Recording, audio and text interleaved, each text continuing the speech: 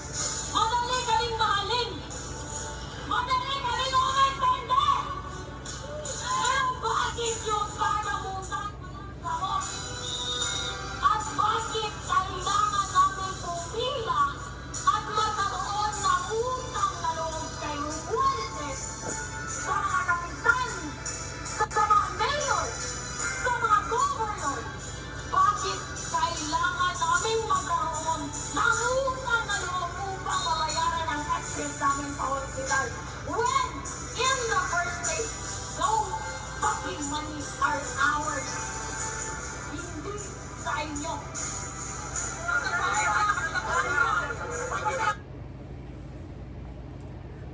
Di naman ang magaling.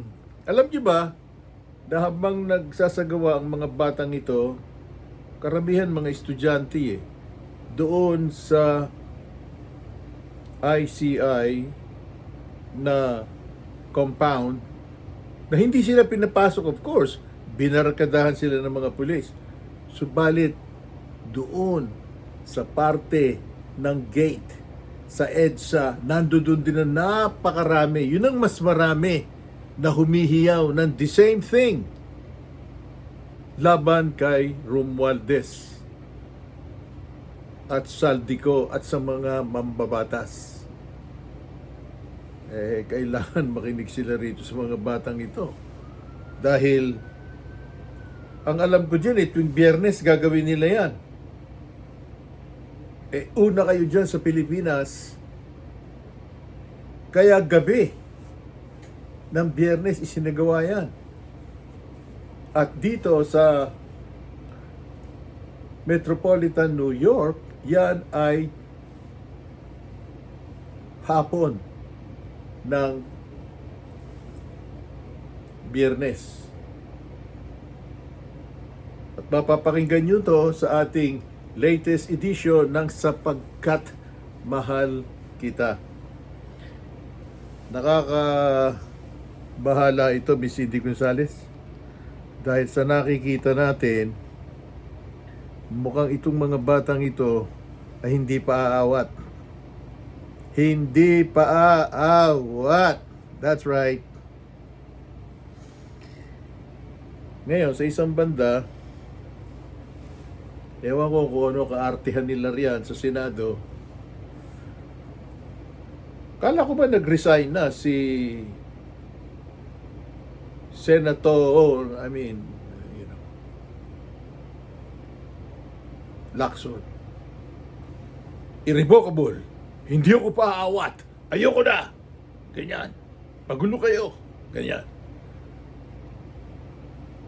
Bagamat hindi sa kanya nagbuhat ang mga pananalita na ito at yan ay inire-relay ng presidente ng Senado sa mga reporters, ang sinasabi ni Lacson daw, kung siya ay iboboto muli ng grupo ng mga senators as chairman ng Blue Ribbon Committee,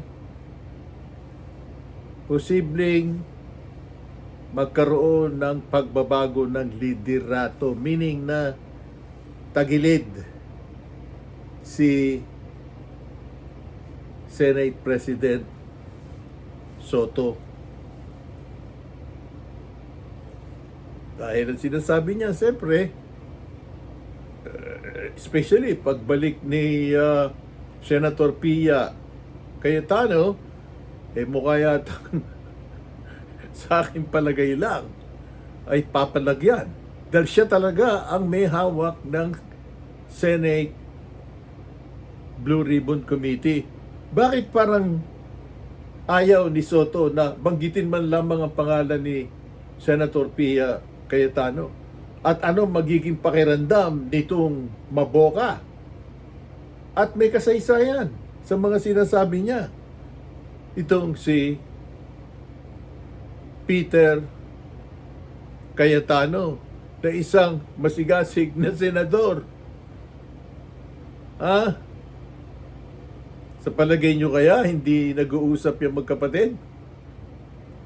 At sa palagay nyo kaya yung mga senador na naboboljak ng kung paano at idinadawit sa flood control na katiwalaan o korupsyon, hindi mag-iisip na, teka muna, boboldyakin na naman tayo rito. At hindi nila isasama at ipatawag yung mga nasa Kamara o House of Representatives.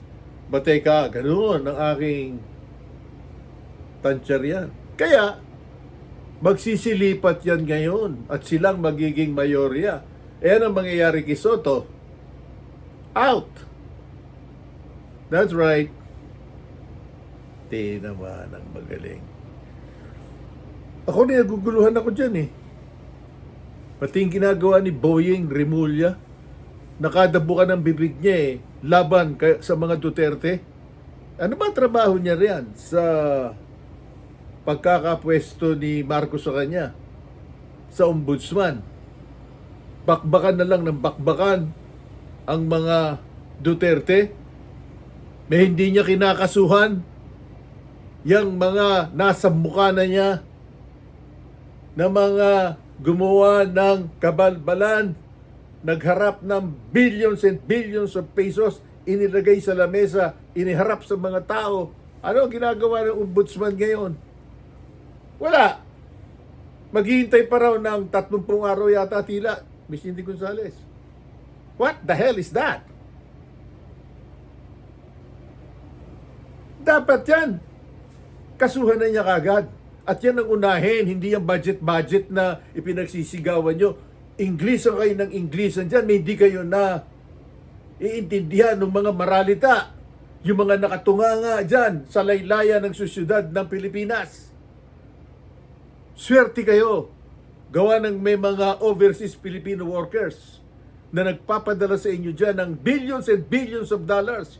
Kaya nakalutang ang inyong ekonomiya. Ngayon, pati ang mga manggagawa nag-aalala sapagkat galit na ang mga mayayaman na mga negosyante dyan sa Pilipinas. Nagsama-sama at sila'y magkakaroon ng meeting uli para pag-usapan at sabihin kay Marcos, gumawa ka na ng paraan para ito ay hindi kumalat. That's right. Kasama dyan ang Makati Business Club. Kasama dyan ang PCCI. Kasama dyan ang Bloomberg. Kasama yan ang mga bangko. Lahat, ilang libo yan. Sa palagay nyo kaya nagbibiro ang mga Pilipino sa inyo? Kayo dyan sa Malacanang? Miski ngayong magnaw-ngawan dyan na kung ano-ano sinasabi nyo, hindi nyo mapapapayapa yan hanggat hindi nakikita ng mga tao na sila hindi binabastos. Right? Kabastusan yan eh. Kumbaga sa bahay nyo, ninakawan kayo eh. Tapos mag-aartihan kayo. Teka muna, wag muna eh. My God! Lalo na yung Saldico na yan na sinasabing siya ang talagang pasimuno riyan. At ang kanyang backer, di umano, ay si Speaker Romualdez. Bakit hindi nyo ipatawag yan? Tanggalin nyo sa kanya ang kanyang Philippine passport, makatapos nyo yung kasuran, babalik yan sa Pilipinas. Dahil hindi siya pwedeng maglagalag na tulad ng ginagawa niya ngayon, namamasyal dyan sa Europa. Hindi ba kabastusan yun?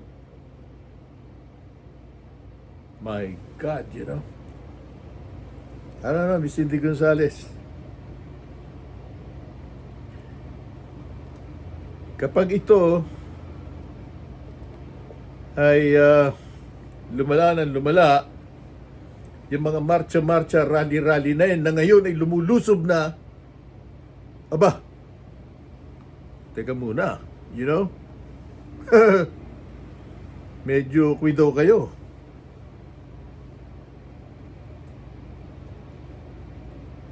Kaya nga sabi nitong na-interview ni Pinky Webb na dating presidential advisor,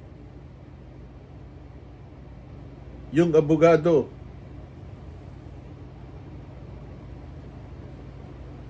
na si Panelo, mag-declare ka niya ng revolutionary gobyerno sapagkat kapangyarihan mo yan nang matapos na yung problema mo dyan sa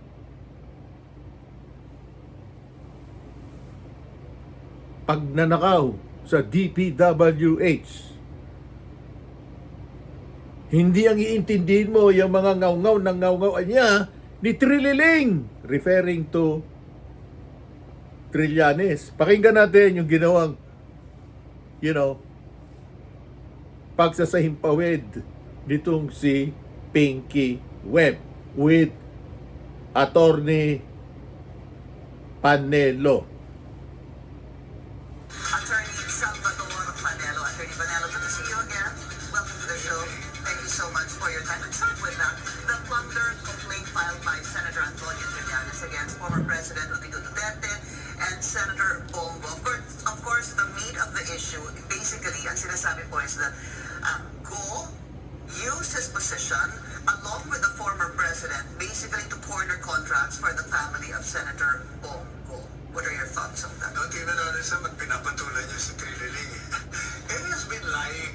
All the accusations that he has thrown against the Dutertes, hindi naman niya naprobahan, di ba? Remember when he was running for president? Sa BPI. I lawyered for the former president at the time. He was a BPI. Sabi niya, 315 million ba yun? Eh pala, 16,000 lang ang ano. Tapos, he asked, I forgot the name of the lawyer who died.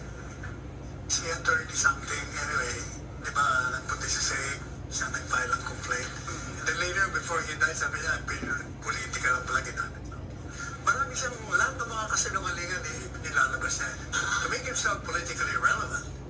But, ang problema, mga kasama sa media pinapatulan siya Well, it's very easy to make allegations, but it's so difficult to prove that. In the first place, yung family ni Senator Go, matagal na siyang kontraktor Kumbaga, walang pakialam si Senator Bongo.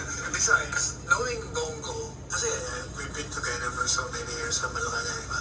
Ayaw niyang makialam. Hindi nga makalapit sa kanya yung kapatid niya o yung tatay niya. Palagi siya, bahala kayo. Wala ko dyan. How were they able then to corner 7 billion pesos worth of contracts as alleged by Senator Trillanes? Siguro maganda ang record nila. May bidding naman yan There is a process for that. Kung maganda yung kanilang bid, silang pinakamaganda. Often, bakit naman hindi sila umunin ng gobyerno?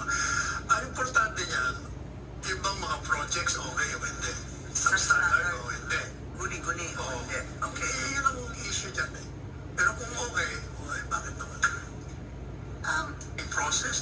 Kasi si Presidente Duterte, hindi naman siya It's not the President who approves bidding projects. There's a process for that. And the President is out of the loop.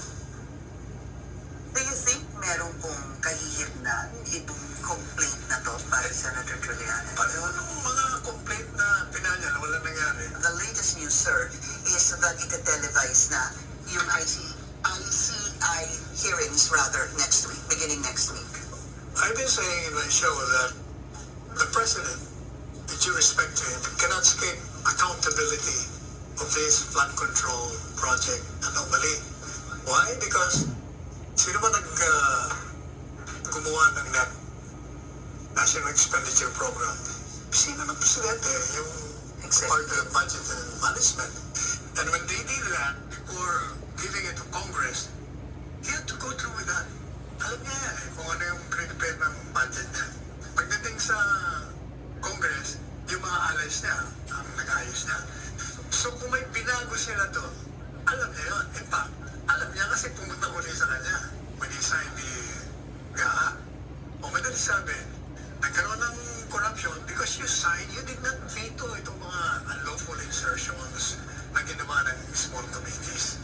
Kaya sabi ko, you cannot be saying na malinis ka dyan because the buck stops with you, as Truman said. Whether you succeed or you fail, sa'yo pa rin yan. Kaya sabi ko, since dalawa lang yan kung bakit nagkaroon ng corruption, either you allowed it and you're a complicit, or wala kang kaalam-alam na paglaruan ka ng mga nasa. And what do you think among the two?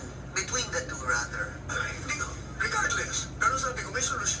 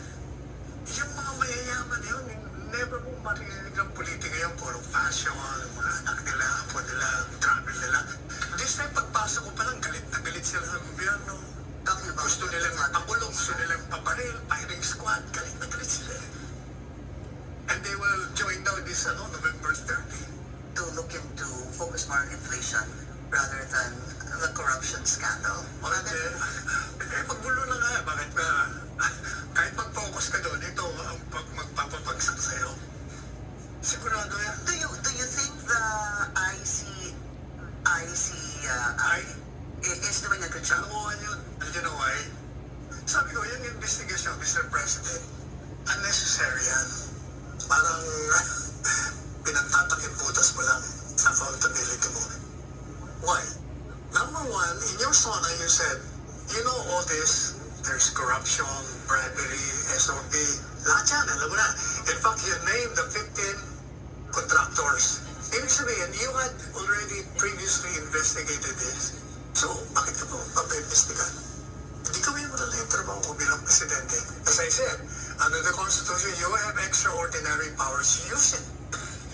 Otherwise, How do you envision this investigation supposed to be done by the president? wala nang mangyayari dyan kasi nga, nakita mo naman, hindi nila gusto pang gawing state witness yung supposed to be yung number one na tinuturo ng lahat ng mga resource persons. Sino to?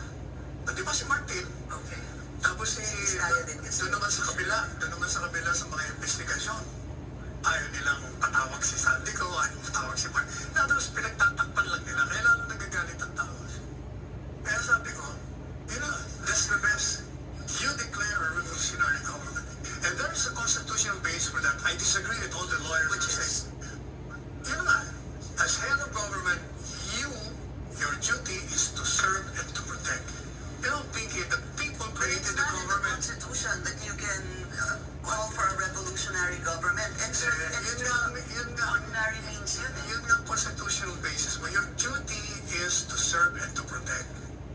If your government created by the people no longer responds to the needs, when that government is failing to protect them and to serve them, then it is your duty to do something about it.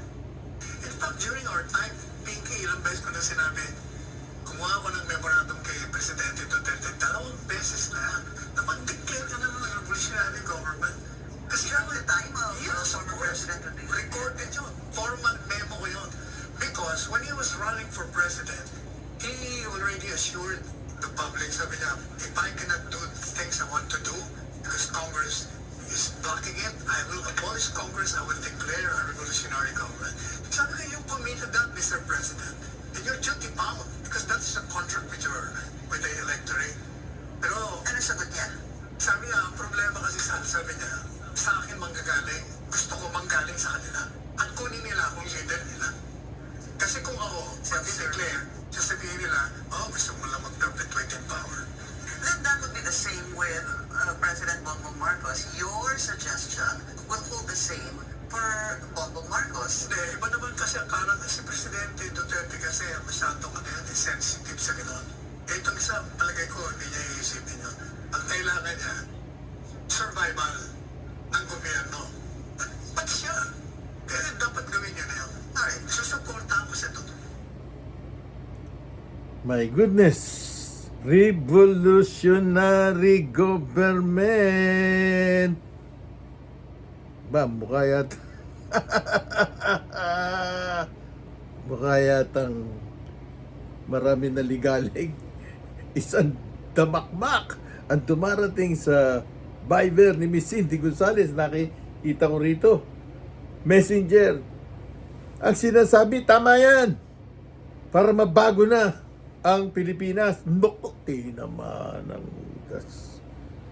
Anyway, commercial muna ang DCXL commercial.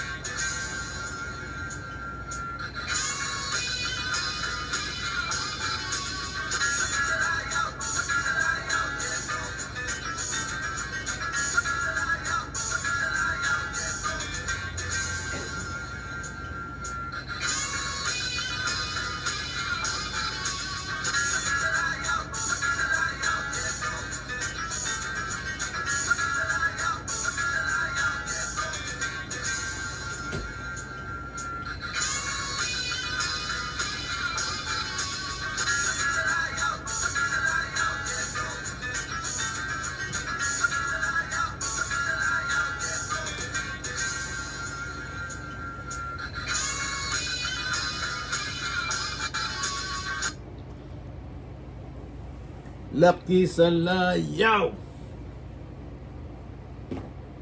Naalala nyo nung panahon na yan? Panahon yan nung matandang Marcos eh. That's right.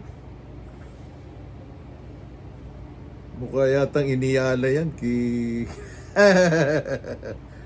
Marcos Jr. If I'm not mistaken, you know. Laki sa layaw! Maiba naman tayo ng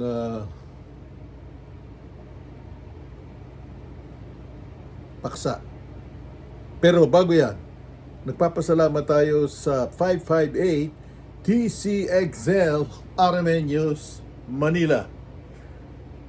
Sa tambalan ng WRMN New York with 558 at sa lahat ng broadcast radio ng Radio Mindanao Network, Luzon, Visayas at Kamindanawan. Kaya salamat sa mga tumatangkilik sa Tweetwina sa 558 DZXL. Now, alam nyo marami nagtatanong eh, sabi, itong nangyayari na to sa Pilipinas, dahilan na kaya ito kung bakit nagbabalak ang ibang mga Pilipino na umuwi na, mag-retire na sa Pilipinas. Dahil dito sa Amerika, maraming nababago na alituntunin. May shutdown ng gobyerno. May mga Pilipino na by the hundreds of thousands nawawala ng hanap buhay. Baka isa lang dyan ang mga Pilipino. Ha? Kaya iba, sabi kahit na nagkakaganon sa Pilipinas, okay pa rin na umuwi. Sapagkat sa Pilipinas, masarap ang simoy ng hangin. Masarap ang kumain ng puto bongbong, especially kung Kapaskuhan. Well, sangayon ako dyan, you know. At syempre, sagrado ang simbang gabi. Sabi, kung magre-retire na ako, susubukan ko muna.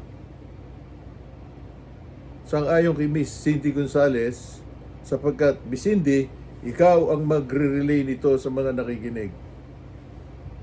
Ikaw ang mag-host. That's right. Your audio ang maririnig. Dahil ito si Cindy Gonzales, ayaw niyan, siya ay nasisilaya ng camera. Pero, isasalaysay niya kung bakit nagbabalak ang mga Kapilipinuhan dito sa Amerika na umuwi na sa Pilipinas. Regardless kung merong, flood control na korupsyon at kahit na ano pang kabalbalan dyan sa Kongreso. Philippines still home to many Filipinos kapag sumapit na ang dapit hapon nila dito sa Amerika. Meaning na kapag ikaw ay magre-retiro na, halimbawa mag-asawa, magkakasya ba yung $2,000 nyo na mamuhay dito sa Amerika? I don't believe so. Dahil ang mid-range ng mga kumikita rito kapag nag-retire na, sa kaalaman ng marami, pati yung mga dinadatnan dyan sa inyo ng mga dollar remittances, ang inyong mga kamag-anakan sa Amerika hindi nakikita ng ganung kalaki. Maliban na lang dun sa mga talagang kumikita ng limpak-limpak. Ilan lang yun. You know? Kayang-kaya nila yan. Bumili ng mga Mercedes, BMW, and all that, you know. My family is not affected by it. Pero gusto pa rin namin na bumisita riyan, hindi para manirahan sa Pilipinas. Pero yung iba talaga ayaw na. Sabi, that's it. we are going to retire in the Philippines. Tetestingin daw muna. Well, pakinggan natin si Miss Cindy Gonzales dito sa kanyang paliwanag. Naisip ko na, ano nga bang pros and cons ng pag-uwi sa atin? In just a year, so many things have happened, diba? So I'm wondering, what has changed and what has not changed?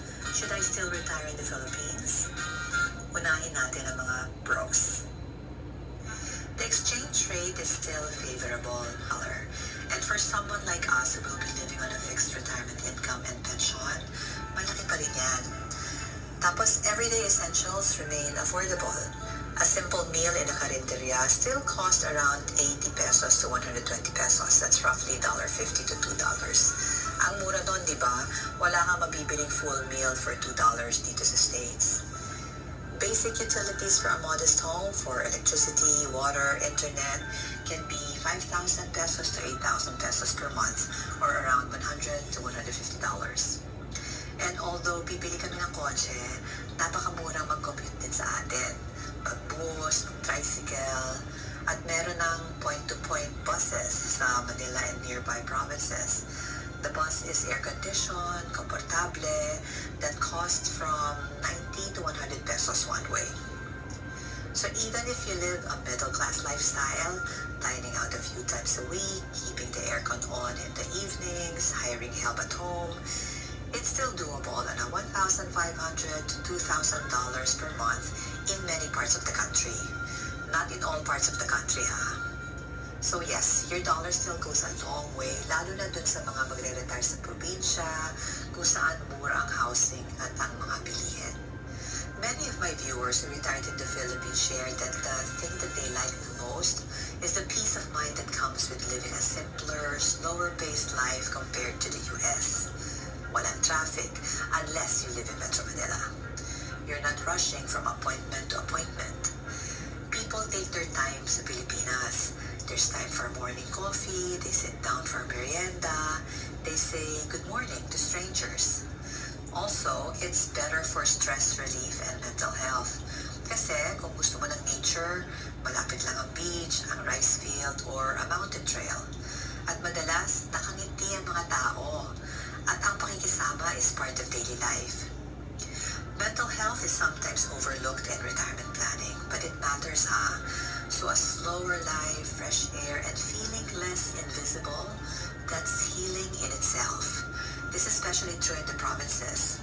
Kung sa Dumaguete ka magre-retire, it's calm, walkable, with a strong expat and balikbayan community.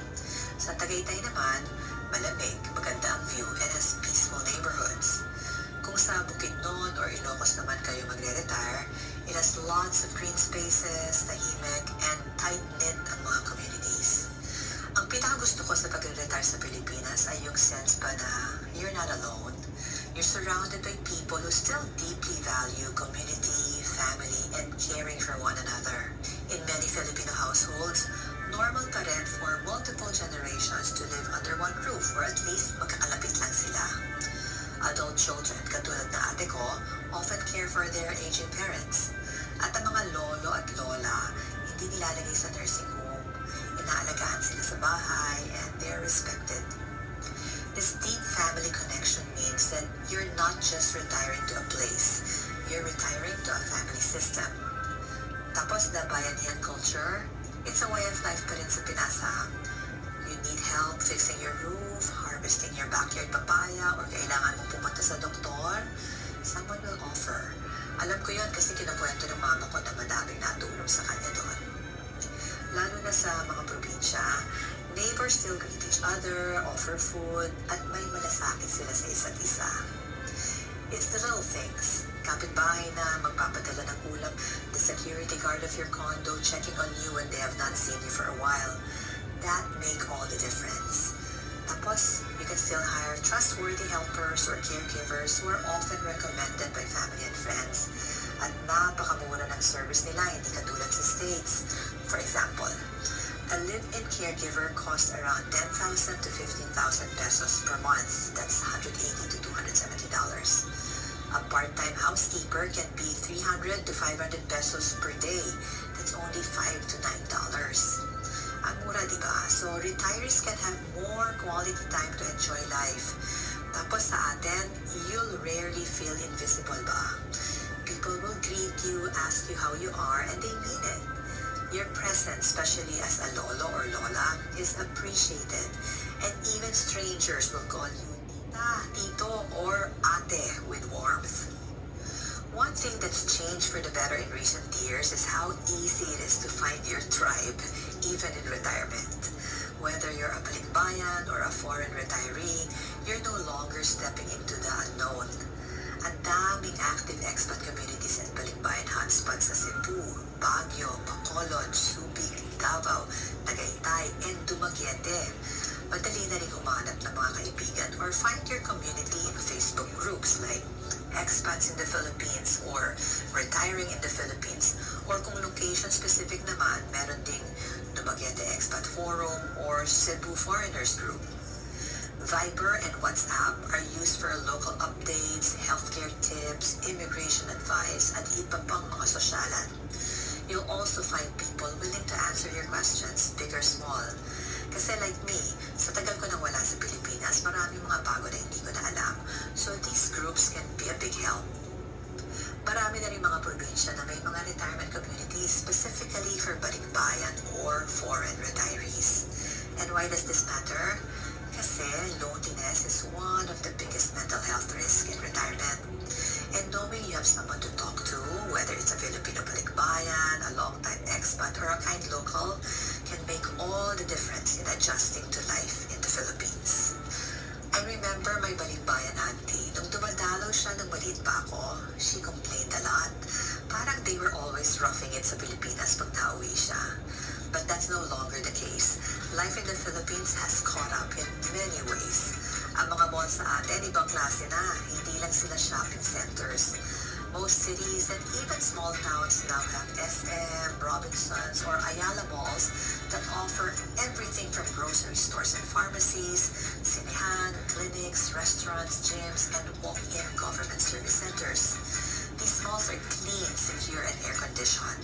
Dami yung mga tao na nagpapalamig doon. Kung kailangan bumili ng gamot, magpagupit, or bumili ng SIM card, you can get it all in one trip. Tapos, hindi tayo pahuhuli sa e-commerce and delivery apps, ha? Pwede kang umorder ng food, groceries, and medicine through Grab, Foodpanda, Lazada, and Shopee. They offer cashless payments, real-time tracking, and madalas, same-day delivery pa, kahit sa mga probinsya. Tapos, fiber internet is growing fast. PLDT, Converge, Globe, and Starlink now offer fiber optic internet na available kahit sa mga probinsya like Iloilo, Tarlac, La Union, and parts of Mindoro. Ang dami kayang vloggers sa Pinas, no? And they have no problems with the internet. Pati na rin telehealth services, they are now widely accepted sa atin. Apps like Consulta MD or Health Now, pwede ka na mag-book ng virtual consultations, get prescriptions, or even lab requests from the comfort of your home. Ibang-iba na sa Pinas, no? Punta na. Ngayon, pag-usapan naman natin, Miss Cindy Gonzales, ano ang, sa palagay ng ibang Pilipino, tetestingin muna. Gawa ng may mga nababalita sila at pinararating ng kanilang mga kamag-anakan dito sa Amerika, may mga kontra doon sa pag-retire sa Pilipinas. Pakinggan muna natin ang paliwanag mo rito, Miss Cindy Gonzales, nang magkaroon ng konteksto kung sino ang tama o mali sa ating dalawa. Okay? Narito. Take it away, Miss Cindy Gonzales. Naman tayo sa mga cons. Even with all the improvements, healthcare is still the biggest concern for retirees in the Philippines. Ito ang kailangang pagplanuhan maigi. Ang public hospitals sa atin, alam niyo naman, are underfunded and overcrowded. So kung sa government hospitals ka pupunta, mahabang pila, lumang equipment, hindi maraming espesyalista at puno ang mga emergency rooms, lalo na sa urban areas. Kung sa private hospitals ka naman, they offer better care, of course. Pero ang mahal. A simple ER visit can cost 10,000 to 20,000 pesos. That's $180 to $360. Pag na-hospital ka naman or kailangan ng major surgery, that could easily reach 500,000 to 1 million plus pesos. That's 9,000 to $18,000. Tapos, kailangan pang mag-deposit ng cash or show insurance approval. Otherwise, they won't treat you. Kaya nga sabi nila, yung mga walang pera, namamatay sa atin. And that's the sad part. Kahit na may PhilHealth, limited naman ang coverage nun. Mabagal din daw ang reimbursement process. So karamihan sa mga balikbayan or expats, they just pay out of pocket. Or they buy local insurance like IntelliCare or Pacific Cross. Pero madalas, may mga age cutoff sa mga plans nila. Hindi covered ang pre-existing conditions and mababa lang ang coverage nila. Sa atin kasi, it's not that care isn't available. It's that access is unequal. Kaya nga, we have to plan ahead. So, ang workaround ko dito would be, I'll set aside an emergency fund for healthcare. I will be my own health insurance. Or, pupunta ako sa States or to other countries for major procedures. And I will definitely maintain my US Medicare. Tapos bibisita na lang ako sa States for major health screenings.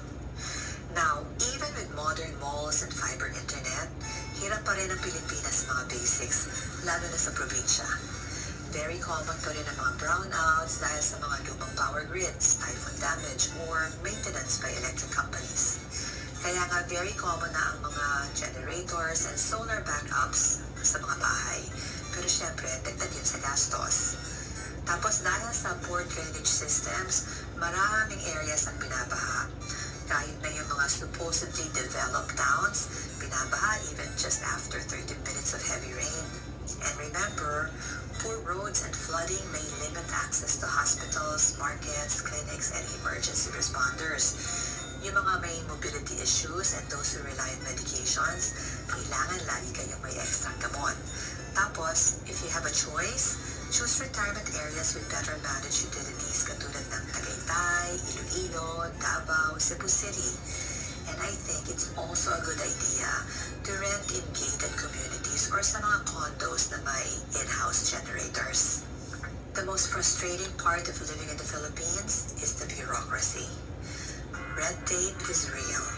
Applying for basic things like driver's licenses, passport renewals, senior citizen IDs, property transfers, barangay or NPI clearances, madalas kailangan mo ng multiple copies of the same documents, ang haba ng pila, iba-iba rin ang processing time.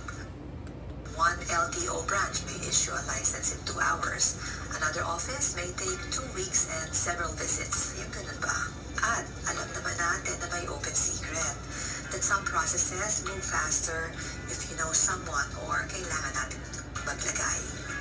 Illegal nga yun, but many people feel they have no choice just to get things done. This culture of lagay can be frustrating, especially for foreigners. It's not naman everywhere, but it's common enough to be part of the conversation. So, how to cope with that? Magdala tayo ng maraming pasensya and a lot of photocopies and lots of chichirya while doing government errands. Tapos, consider hiring a licensed immigration or legal consultant, not a fixer, to help with retirement visas or property transfers. And we can also join expat or balikbayan or Facebook groups.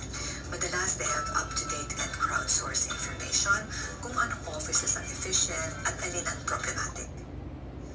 Now, ang pagre-retire sa Pilipinas is not just a geographic shift. It's actually a mindset adjustment. And here's why. Sa atin, meron tayong yes culture. People often say yes, maybe, or okay po, even when the real answer might be no, I don't know, or I cannot. So you may think something is confirmed, like a meeting, a repair job, or a delivery, only to find out it was never really locked in. And it's not lying, ha? It's a cultural way of preserving harmony pa. But it can be very confusing, lalo na kung sanay ka sa derechahan and if you value your time. For example, when they say, on the way na po, this might mean they haven't left yet. Or, I'll try po, could mean no. And silence might be a polite way of declining. So how do you ease this adjustment? Well, you can slow down expectations and give people some grace. We can clarify reply politely. Or you can also ask open-ended questions to uncover ano ba talaga. Tapos, connect with your balikbayan friends at pagkwentuhan nyo na lang at magtawanan na lang kayo. Humor helps. Inflation and climate change. These two issues are not just headlines, They are daily reality sa atin that can affect the comfort, health, and financial stability of a retiree. The cost of living sa atin is still lower than the US. Pero sa urban and tourist areas, ang presyo ng bigas, gulay, LPG at kuryente have all gone up. Ang imported goods and electronics mas mahal sa Pilipinas. Siyempre, imported kasi. At ang rent sa Metro Manila, Cebu, Tagaytay at Dumaguete tumaas na rin dahil malakas ang demand from locals and foreigners. So yung mga feeling like a king on a US pension dati, ngayon, it just feels average. So, should I still retire in the Philippines? Retiring in the Philippines still makes sense for many people, especially balikbayans and Filipino-Americans who long to reconnect with their roots, katulad ko. But the answer to that question is more nuanced than ever. Kasi the realities on the ground have shifted. Mas mahal na ngayon, the weather is harsher, and comfort comes with trade-offs. Retiring in the Philippines is no longer just a lifestyle change. It's a values decision. If your heart is in the Philippines and you plan wisely, this country still welcomes you with warmth, joy, and simplicity. But we have to go in with open eyes, hindi ng open arms. Just like what most of my viewers said, do the research, visit first, test the waters. See how your body, your budget, and your spirit feel in the Philippines. Approve! Miss Cindy Gonzales. 90% ng mga binanggit mo, Cindy, ako isang ayon. At itutuloy natin yung ating retiring in the Philippines next week. Dito sa Sapagkat Mahal Kita, Luzon, Visayas, and Mindanao. At pansamantala, this is Lino Selye. WRMN, New York. Back to you, DZXL.